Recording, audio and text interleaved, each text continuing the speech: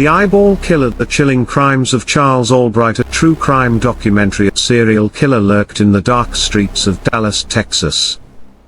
His victims were carefully chosen, sex workers, vulnerable and alone. But what made his crimes truly terrifying was what he took from them. This is the story of Charles Albright, the Eyeball Killer. The Eyeball Killer: The Chilling Crimes of Charles Albright uncover the darkest crimes, shocking mysteries, and real-life investigations.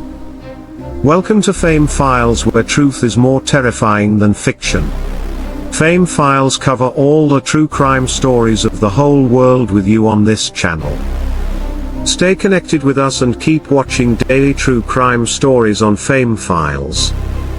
Segment 1. The discovery of the bodies. It began in December of 1990, when police found the body of 33-year-old Mary Pratt, a local sex worker, dumped on the side of a road. Shot in the head. At first, it seemed like a tragic but all too common crime in the area. But something was different. Her eyes had been removed surgically, with near-perfect precision. An interview with a retired Dallas homicide detective. Detective, serious tone: "I had seen a lot of homicides before, but this was something else. The cuts were so clean, so precise. Whoever did this knew what they were doing." Segment 2. More victims, more fear. Just a few months later, in February 1991, the body of Susan Peterson was found. Like Mary, she had been shot and her eyes had been surgically removed. A pattern was emerging, and the city of Dallas was on edge.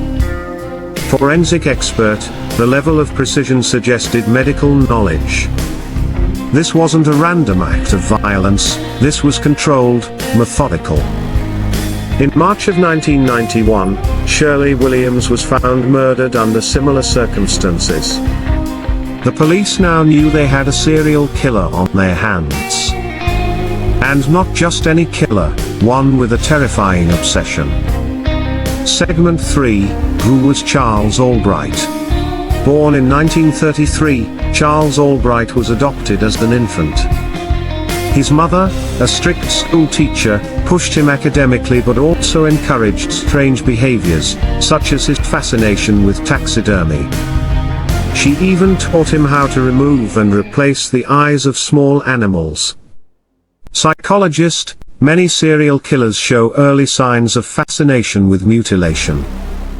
Albright's training in taxidermy, combined with his lack of empathy, could have played a role in his later crimes. Narrator: as he grew older, Albright excelled in art and science. He was intelligent, charming even, but he also had a dark side. Arrested multiple times for petty crimes, burglary, and forgery, he managed to avoid serious punishment. But there were rumors about his obsession with eyes. Segment 4. The investigation and arrest. With 3 victims and a city in fear, the police worked tirelessly to find a suspect. Their breakthrough came when a woman named Veronica Rodriguez, a sex worker, survived an encounter with the killer and gave them a crucial lead. An interview with an investigator on the case. Investigator: she told us about a man named Charles Albright, an older gentleman, well-spoken, with a strange interest in women's eyes. Narrator: when police searched Albright's home, they found disturbing evidence: knives, scalpels, and a collection of eerie, artificial eyeballs. But the most damning evidence was a match between his hair and one found on Shirley Williams' body. Narrator: in 1994, Charles Albright was convicted for the murder of Shirley Williams. While he was only formally charged with one murder, authorities believe he was responsible for more. Sentenced to life in prison, he never admitted to the crimes. To this day, questions remain about the full extent of his killing spree. Segment 5, The Legacy of the Eyeball Killer. Narrator: Charles Albright died in prison in 2020, but his crimes continue to haunt those who remember. The case of the Eyeball Killer remains one of the most disturbing in Texas history, a chilling reminder of the darkness that can hide behind an unassuming smile. Final interview with a crime expert. Crime expert: Albright wasn't the typical serial killer.